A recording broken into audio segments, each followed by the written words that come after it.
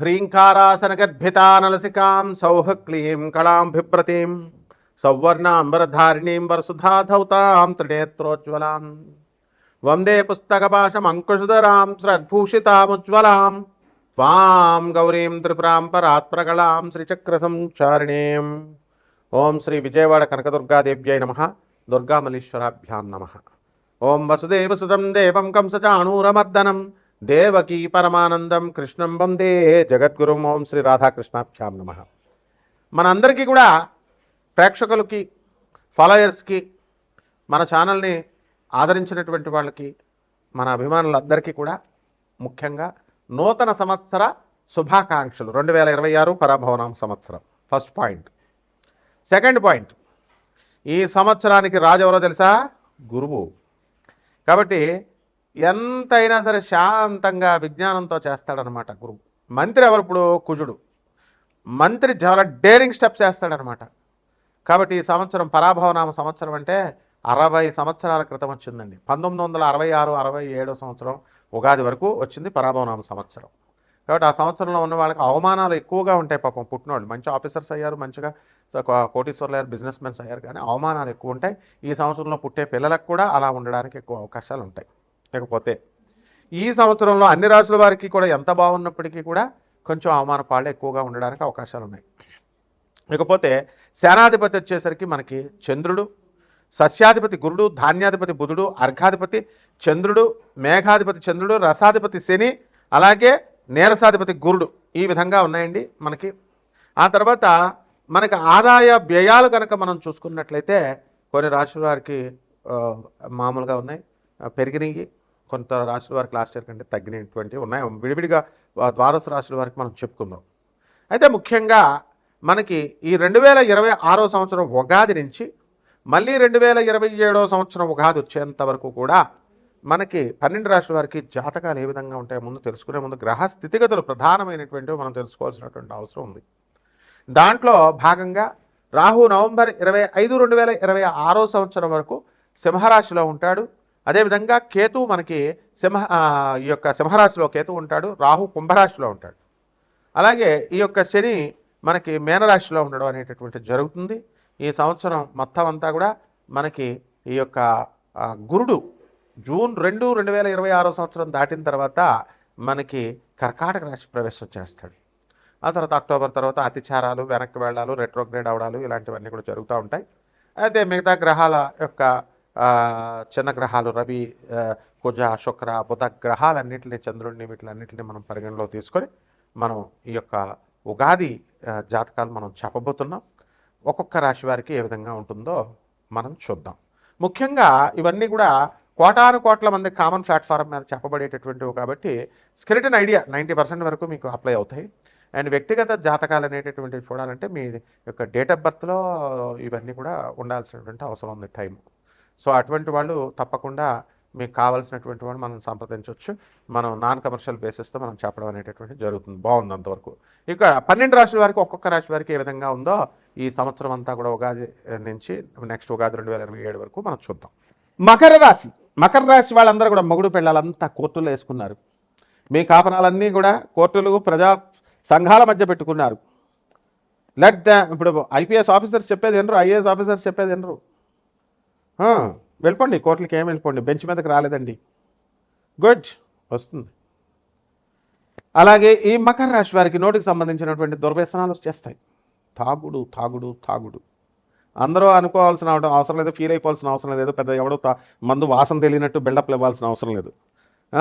కొంతమంది రాహువు ధనస్థానంలో ఉన్నప్పుడు దుర్భషగా మాట్లాడము, మందు తాగడము ఇలాంటివి వస్తాయి.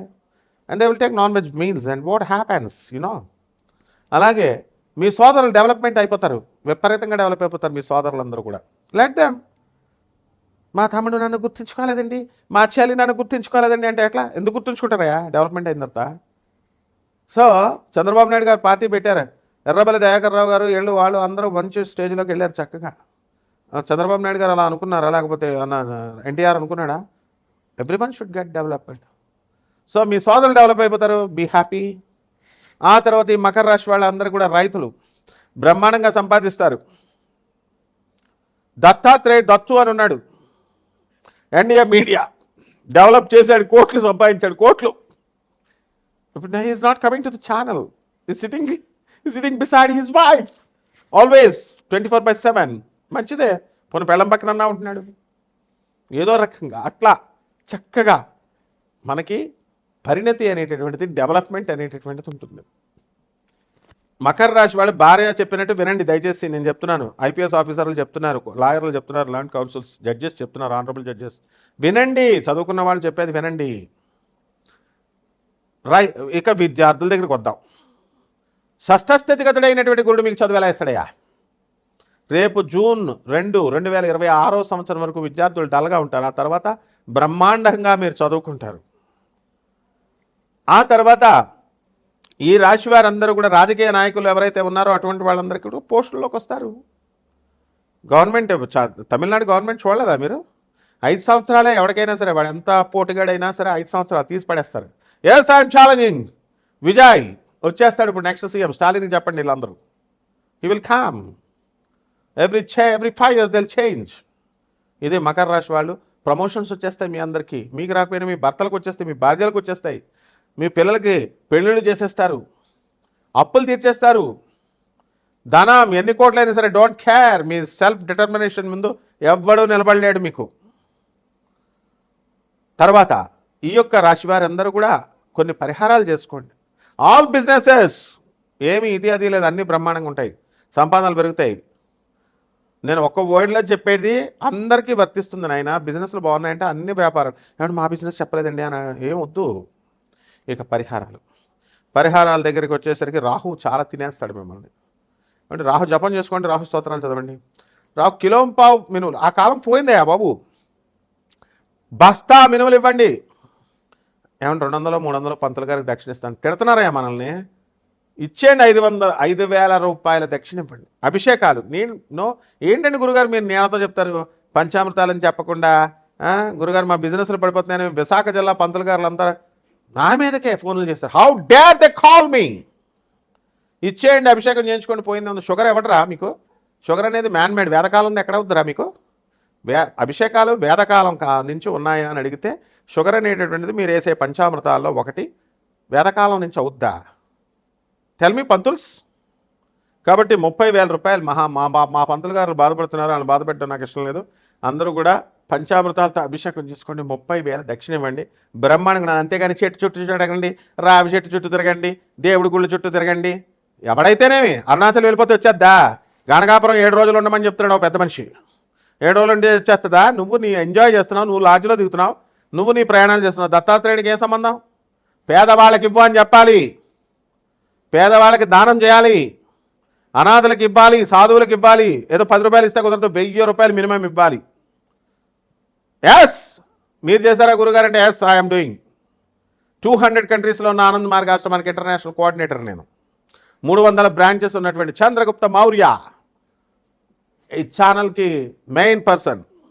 అలా మౌర్యాలలాగా బతకండి, చంద్రగుప్త మౌర్యాలాగా రాజాలాగా బతకండి, కాకిలాగా కలకాలం హంసలాగా మకర రాశి వాళ్ళు బతకండి. శుభమస్తు.